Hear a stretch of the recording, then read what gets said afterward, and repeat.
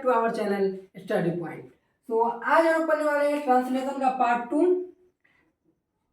तो पार्ट 2 से पहले हम लोग पार्ट 1 में क्या पढ़ा, आप लोगों को पता है, this that this those and a and an का यूज पढ़ा। ओके, तो हम लोगों ने पार्ट 1 तो पढ़ लिया, जो नहीं पढ़े हैं फटाफट जाके देख लेंगे, डिस्क्रिप्शन में मैं आपको लिंक डाल दूंगा पार्ट 1 का। ओके, अभी पार्ट 2 हम लोग पढ़ने वाले हैं।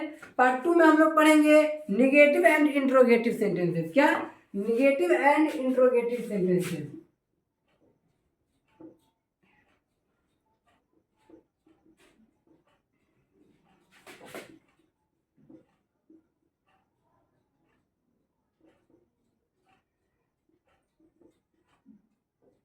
सेंटेंसेस ऐसे लिख दिया है, आगे समझिएगा सेंटेंसेस होता है। ओके,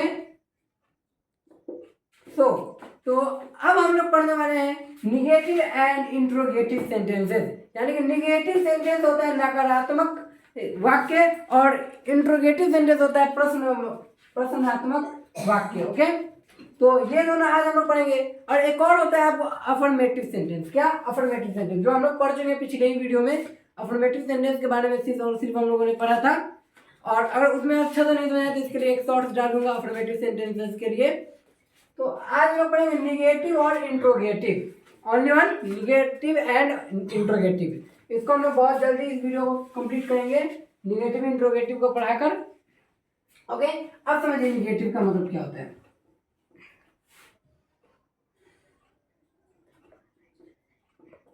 निगेटिव सेंटेंसेस का मतलब होता है आपको क्या?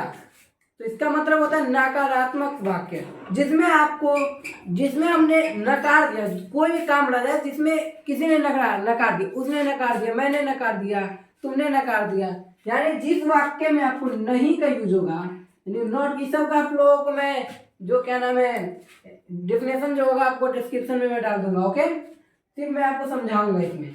तो इसका मतलब जिस भी वाक्य में नहीं या नॉट, इंग्लिश में नॉट और हिंदी में नहीं, नकार किया जाए, यानी नकारने का मतलब मैं नहीं करूंगा, यानी कि वह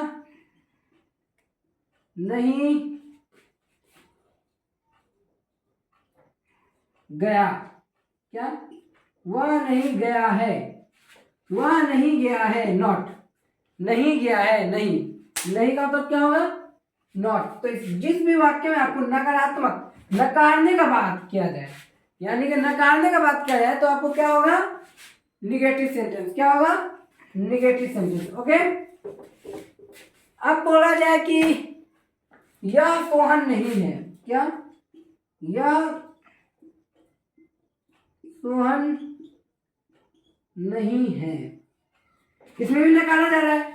ये जो है ये सोहन नहीं है। क्या? कौन है? अड़हान है। कौन है? अड़हान है। तो इसमें बात किया जा रहा है नकारने का। किस चीज का बात किया जाए? नकारने का। तो क्या हो जाएगा? निगेटिव। जिस भी वाक्य में नहीं का यूज होगा वो क्या हो जाएगा? निगेटिव। क्या हो जाएगा? निगेटिव। ओके, तो अब इसको बनाएंगे कैसे? अब बताइए।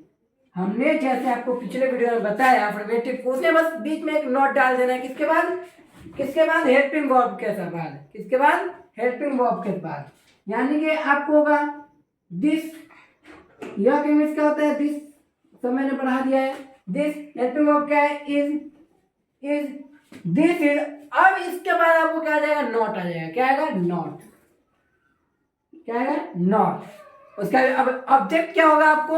यहाँ पे ऑब्जेक्ट के तौर पे सोहन की बात की जा रही है। किसकी? Sohan. This is not Sohan, this is not Sohan. Okay, हम लोग पढ़ने वाले अब सेकेंड सेंटेंस की तरफ। कुछ दूसरा सेंटेंस क्या होगा? नेगेटिव ही में ही आप लोग दूसरा सेंटेंस समझिए। जैसे कि आपको बोल दिया जाएगा, मैं बुक से समझा रहा हूं आप लोगों को कि कुछ प्रॉब्लम नहीं हो, फिर बोलिएगा नहीं। यह दूध नहीं है। क्या है? यह, या फिर वह बोलिए, सिर्फ यह का सेंटेंस नहीं, आपको सब तरीका बताना है। वह दूध नहीं है। इसे फिर नकार दिया गया कि वह दूध नहीं है, वह पानी है, वह दूध नहीं है। तो क्या हो जाएगा? नॉट। यानी ये कौन सा सेंटेंस हो जाएगा? निगेटिव। क्या हो जाएगा? निगेटिव। कि क्या हो जाएगा? निगेटिव। तो वह दूध नहीं है, तो इसको कैसे करेंगे? उसी टाइप का पूरा करेंगे। तो दिस के जब यहाँ पे डेट होगा, बिकॉज यहाँ पे और सब्जेक्ट कौन है, वह है, उसकी बात की जा रही है, वह यानी कि डैट। जहाँ पे लड़का या लड़की की बात होती है वहां पे ही शी का यूज करते हैं, पता होना चाहिए आप लोगों को। यानी कि अगर किसी सामान या किसी मटेरियल का बात हो तो वहां पे डैट, इट, दिस, इस सब का यूज होता है, मालूम है ना? नहीं मालूम? अभी आप लोगों को यही बताऊं, नहीं मालूम है तो जाइए शॉर्ट देखिए। That is not milk. क्या? That is not milk. That is not milk, वह दूध नहीं है। देखिए पहले आप लोगों को सब्जेक्ट लिख देना है, उसके बाद से आपको हेल्पिंग वर्ब लिखना है, उसके बाद से आपको नॉट लिखना है, उसके बाद से लास्ट में आपको ऑब्जेक्ट लिख देना है। ओके, यहाँ पे मैं आप लोगों को स्ट्रक्चर नहीं बताऊंगा क्योंकि इन सभी के ये सब नॉर्मल सेंटेंसेस है। क्या है? नॉर्मल। जब आप लोग प्रेजेंट पास्ट यानी टेंस जब पढ़ना स्टार्ट कीजिएगा तो उसमें आप लोगों को बताया जाएगा। ये सब का स्ट्रक्चर नहीं बताया जाता है, नहीं होता है सब का स्ट्रक्चर, कभी भी इसमें हेरा फेरी हो जाता है। ओके, निगेटिव तो समझ गए आप लोग? निगेटिव क्लियर है? निगेटिव क्लियर है तो फटाफट 100% कीजिए आप लोग कमेंट में, फटाफट 100% फटाफट कीजिए कमेंट। जिनको 100% क्लियर नहीं है वो फटाफट 50% क्लियर का कर दीजिए फटाफट। साथ में आप लोग सिर्फ पहले लिखिएगा एन 50% या फिर एन 100%, क्योंकि एन का मतलब निगेटिव, एन का मतलब निगेटिव, एन का मतलब निगेटिव। फटाफट कमेंट कर दीजिए, नेक्स्ट वीडियो में इसके ऊपर ध्यान देंगे या फिर शॉर्ट्स चला देंगे इसके ऊपर। फटाफट कमेंट कर दीजिए, हो गया? ओके, आगे बढ़ूं? बढ़ता हूँ। नहीं समझ आया दोबारा से रिवर्स कीजिए, रिवर्स गियर लगा के जाइए, थ्रू दोबारा 2x में देखिए। ओके, अब देखिए, अब हम लोग को पढ़ना है क्या? Interrogative sentence. क्या है? Interrogative sentences. ओके, ये एक क्या सेंटेंसेस नहीं लिख रहा हूँ, ज्यादा लंबा हो जाएगा तो फिर आपको कैमरा के बाहर भी हो सकता है, इसलिए मैं नहीं रख रहा हूँ। ठीक है? ओके, अब इंट्रोगेटिव सेंटेंस की पहचान बताइए। सेंटेंस 6 होते हैं, आप लोग बेसिक में 3 पढ़िएगा, मगर जब जूनियर में जाइएगा तो 6 होंगे। कितना? 6 सेंटेंस 6 होते हैं, ये याद रखिएगा। How many types of sentences? 6। Okay, sentence कितने तरह के होते हैं? तो 6 तरह के होंगे। अभी पढ़ेंगे हम लोग 3 तरह के। कितने तरह के? 3। Affirmative, negative, interrogative. Affirmative, negative, interrogative. Affirmative पढ़ चुके हैं, अफर्मेटिव पढ़ चुके हैं, निगेटिव भी पढ़नी है हम लोग अभी इस वीडियो में। अभी हम लोग इंट्रोगेटिव के ऊपर चर्चा करेंगे। इंट्रोगेटिव किसे कहते हैं, क्यों इंट्रोगेटिव सेंटेंस होगा, ये अभी समझिए। देखिए, इन सभी का मैं डिफिनेशन आप लोगों को दे दूंगा हर एक वीडियो की तरह, इस वीडियो में भी दे दूंगा डिस्क्रिप्शन में इन सभी का ये डिफिनेशन। ओके, तो अभी समझिए इंट्रोगेटिव सेंटेंस। जिस भी वाक्य का शुरू में, जिस भी वाक्य के शुरू में क्या लगा हो, यानी कि क्या ही नहीं, क्यों, कैसे, कहां, यानी कि जो वर्ड आपको W और H से स्टार्ट होते हैं वो सभी आप लोगों को क्या होगा? इंट्रोगेटिव सेंटेंस की पहचान है। इंट्रोगेटिव सेंटेंस के शुरू में अगर जो भी WH वर्ड है, WH का मतलब समझिए, W का यानी कि H का मतलब क्या? W या H, W या H। W का मतलब why, who, और H का मतलब हाउ। और जो सेंटेंस आपको क्या, क्यों, कैसे, कहाँ, वेयर और भी जो भी आपको W या H से शुरू होते हैं, अगर कोई भी सेंटेंस से पहले आए तो क्या होगा? वो इंट्रोगेटिव सेंटेंस होगा। क्या होगा? Interrogative sentence. हिंदी में क्या, क्यों, कैसे, कहाँ और भी होते हैं कुछ, वो अगर शुरू में आ जाए तो क्या होगा? वो इंट्रोगेटिव सेंटेंस कहलाएगा। क्या कहलाएगा? इंट्रोगेटिव। क्या कहलाएगा? इंट्रोगेटिव। पता चल गया इंट्रोगेटिव किसे कहते हैं? तो एक क्वेश्चन लिखिए, क्वेश्चन लिखिए, नहीं मैं बताता हूं। क्या वह राम है? और इंट्रोगेटिव सेंटेंस के लास्ट में आपको क्वेश्चन मार्क होता ही है, नहीं तो गलत हो जाएगा, सीधे 1 मार्क्स कट दिया जाएगा, पूरा गलत हो जाएगा अगर लास्ट में क्वेश्चन मार्क नहीं देंगे तो। ओके ओके ओके, ठीक। अब देखिए क्या होता है, इंट्रोगेटिव सेंटेंस को बनाते कैसे हैं।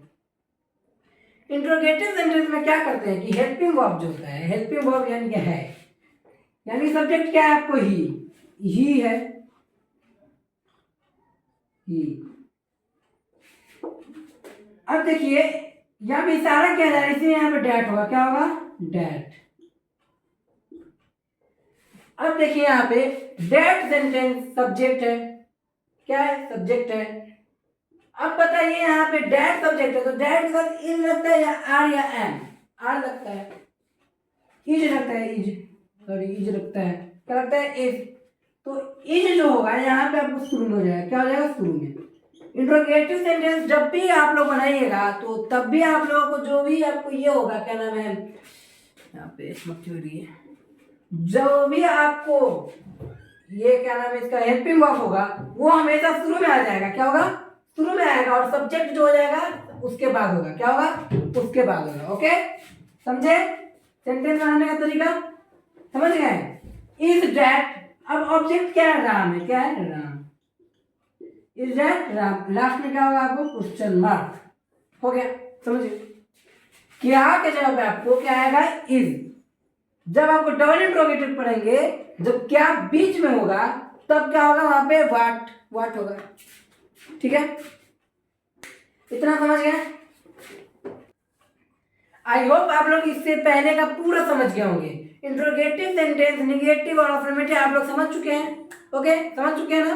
तो समझ चुके हैं तो अब हम लोग पढ़ते हैं मेन सेंटेंसेस की तरफ, यानी कि जो मेन आपको होता है, जहां से आपका मेन ट्रांसलेशन जो है स्टार्ट होता है, वहां पे अब हम लोग आ चुके हैं।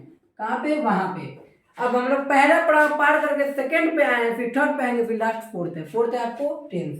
ये सेकंड पे आए हैं। किस पे आए हैं? सेकंड पे। तो सेकंड में क्या है कि इज और आर एंड एम का यूज होगा। क्या होगा? इज, आर एंड एम, इन तीनों का हम लोग यूज करेंगे। यानी कि अब हम लोग को ये जानना जरूरी हो गया कि इज और आर और फिर एम का किसके साथ यूज होगा, किसके साथ होगा।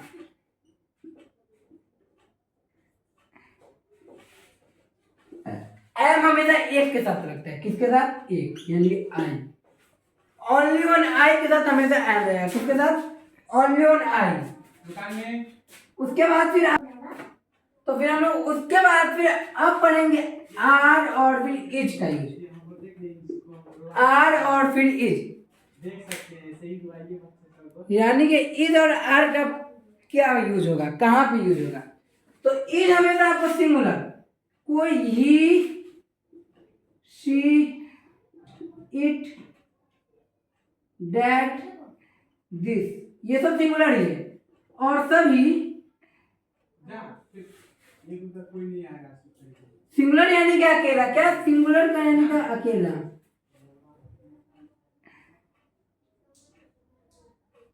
सब्जेक्ट,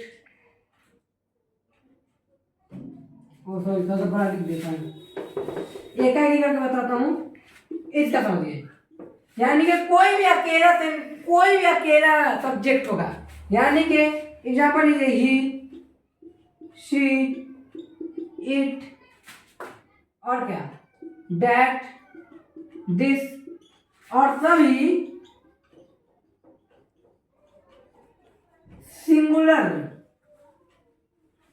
सिंगुलर सब्जेक्ट के साथ हमेशा के साथ इज का यूज होगा। किसका यूज होगा? इज का यूज होगा। यूज यानी कि उपयोग। किसका उपयोग होगा? इज का। जहां पे अकेले की बात हो जाए, प्रेजेंट का बात कर रहा हूं मैं, जहां पे अकेले की बात हो जाए नॉर्मल सेंटेंसेस में, वहां पे इज की बात होगी, वहां पे इज लगेगा ही। जहां पे अकेले की बात हो, एग्जाम्पल लीजिए, he, she, it, this that, Ram, Shyam, ये सब अकेला जब होगा, यानी कि राम खाना खाता है तो राम अकेला है। राम खाना खाता है तो प्रेजेंट में चला गया। वह अच्छा है, वह अच्छा है, वह अच्छा है, वह अच्छा है, अकेला वह लड़का की बात हो रही है तो ही रहेगा। क्या रहेगा? ही। ये तो जान गए। अब चलिए पहले इसकी पूरा अच्छा से चर्चा कर लिया जाए। अब देखिए ही शी में फर्क देखिए, ही और शी में।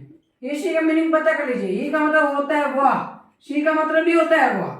मगर जहाँ पे लड़का की बात हो यानी कि पुरुष, हम लड़का आपको नॉर्मल भाषा में बता रहे हैं, ऐसे पुरुष होता है स्त्रीलिंग और पुरुष, और आप नॉर्मल भाषा में लड़का और लड़की बता रहे हैं। जहाँ पे भी लड़का का बात होगा वह खाना खा रहा है, ही। लड़की वह नाच रही है, वह मोटी है, शी। वह मोटी है, शी।